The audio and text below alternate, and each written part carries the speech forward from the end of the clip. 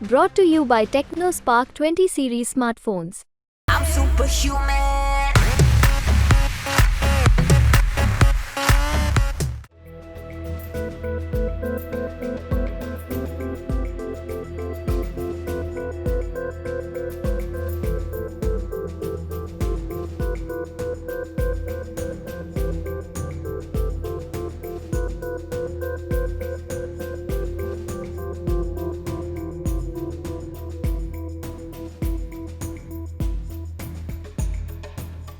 लगभग 6 महीने के बाद बाहर से कोई व्यक्ति इस जहाज पर आ रहा है।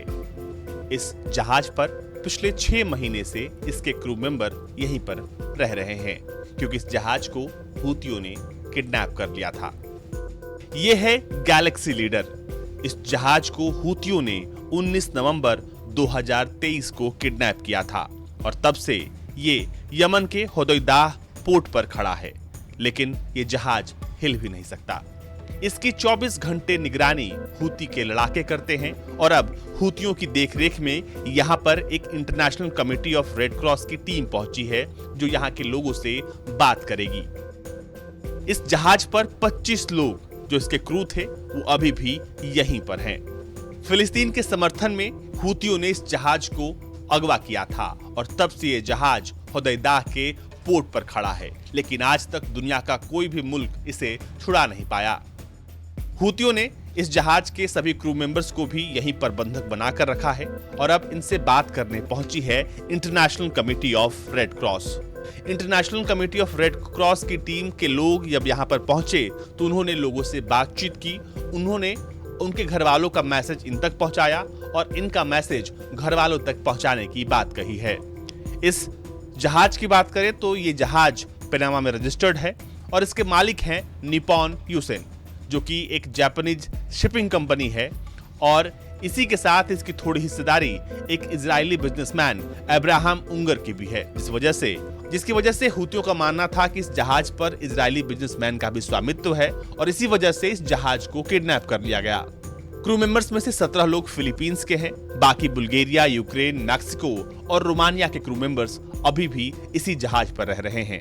तकरीबन 6 महीने बीत गया है पर उन्होंने अपने लोगों से बातचीत नहीं की है। गैलेक्सी लीडर के क्रू मेंबर बताते हैं, हम पिछले 6 महीने से इस जहाज पर हैं। मैं दुनिया से सिर्फ यही कहूंगा और शांति की मांग करूंगा कि फिलिस्तीन को आजादी मिले और जल्द से जल्द ये जंग रुक जाए, सीज फायर हो। पिछले 6 महीने से ये सभी लोग इसी जहाज पर रह रहे हैं और यहाँ पर हूती विद्रोही इन पर 24 घंटे नजर रखते हैं। इजराइल से संबंध रखने वाले इस कमर्शियल वेसल को लाल सागर से किडनैप किया गया था और इसके बाद इसे होदैदाह में लाकर खड़ा कर दिया गया है। इजराइल फिलिस्तीन जंग का अब तक कोई समाधान नहीं निकला है, जिसकी वजह से यमन के हूती विद्रोही इस जहाज को छोड़ने का नाम नहीं ले रहे हैं। लेकिन यहाँ पर पहुंची international committee of red cross की डेप्यूटी हेड बताती हैं, हम यहाँ पर बातचीत कर पाए हैं और हमारा उद्देश्य है कि रेड क्रॉस इनके संदेश को इनके परिवार तक पहुँचाए और इनके परिवार का संदेश इन तक पहुँचाए। हमारा मुख्य मकसद यही था कि हम लोगों के बीच बातचीत जारी रख सके और हमने पाया है कि जो लोग यहाँ पर हैं वो अच्छी हालत में हैं, ठीक ठाक हैं। International committee of red cross की फ्रेया रेड्डी यहाँ पर पूरे डेलीगेशन के साथ पहुंची हैं और यहाँ एक लंबे अरसे के बाद ऐसा हुआ है जब एक महिला यहाँ पर पहुंची हो।